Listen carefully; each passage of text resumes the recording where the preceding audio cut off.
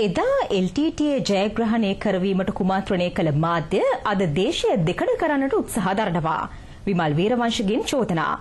ස්වාධීන රූපවාහිනී තුලාව දේශපාලන සංවාදයට එක්වෙමින් ජාතික නිදහස් පෙරමුණේ නායක පාර්ලිමේන්තු මන්ත්‍රී විමල් වීරවංශ මහතා මෙම චෝදනාව එල්ල කළේය.